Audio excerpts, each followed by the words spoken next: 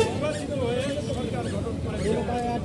সরকার থেকে একটি মহৎ এবং যেটা না বললেই নয়, আপনারা জানেন যে আপনার বিগত সরকারও আপনি নিষিদ্ধ ঘোষণা করেছিলেন। বর্তমান সরকার সংসদে আইন পাশ করে আইনের মাধ্যমে আপনি এই সন্ত্রাসী বাহিনীকে আপনি নিষিদ্ধ করেছেন। তারপরেও আমরা ইতিমধ্যে দেখছি আপনারা তারা বিচ্ছিন্নভাবে বিভিন্ন জায়গায় সন্ত্রাসী কর্মকাণ্ড চালানোর জন্য এবং বর্তমান সরকারকে একটি বিভ্রান্তের ভিতরে ফেলানোর জন্য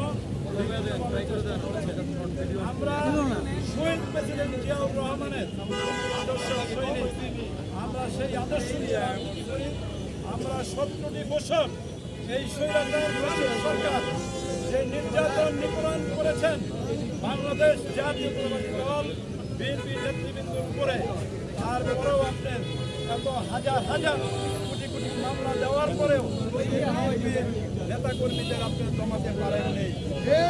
এখন তো সেই দলকে সন্ত্রাসী হিসাবে আপনার সেই আওয়ামী লীগকে নিষিদ্ধ ঘোষণা করা হয়েছে। এখন তো আপনার তারা আরো কিছুই করতে পারবে না আমি মনে করি। প্রিয় সাথী ও বন্ধুরা আমার, শুধু বিএনপি নয়, এদেশের জনগণ আপনাদের দৃষ্টি আকর্ষণ করে বলতে চাই, আজকে দেখুন বিগত দিন থেকে আজকের দিনগুলো দেখুন যে বর্তমান সরকার কিভাবে এই দেশটা পরিচালনা করছে। ওনাকে মনে হয় কিছুদিনের ভিতরে আপনার এই বাস্তবায়ন সম্পূর্ণ হবে। প্রিয় বন্ধুরা আমার, যখন দেখেছে বাংলাদেশ আপনার এই 3-4 মাসের ভিতরে আপনার বাংলাদেশ অনেক আপনার এগিয়ে চলছেন, তখন এই দেশ বিদেশের একটি কুচক্র মহল আপনার এই দেশে একটি অশান্তি সৃষ্টি করার জন্য আমরা বলতে চাই, আমাদের পার্শ্ববর্তী যে দেশ আছেন তাদেরকে আমরা বলতে চাই, আপনারা আমাদের বন্ধু রাষ্ট্র, আপনাদের সাথে আমরা সুসম্পর্ক রাখতে চাই। আর আপনাদের সম্পর্ক রাখতে হবে বাংলাদেশের জনগণের সাথে। আপনাদের ব্যক্তি কোনো কারোর সাথে সম্পর্ক রাখা ঠিক হবে না।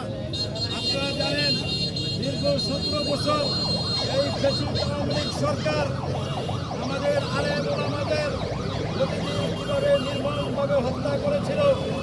আপনারা দেখেছেন আমাদের বাংলাদেশের সুনামধন্য আপনার একটি সেনাবাহিনী আপনার বিডিআর তাদেরকে আপনার কীভাবে হত্যা করেছিলেন।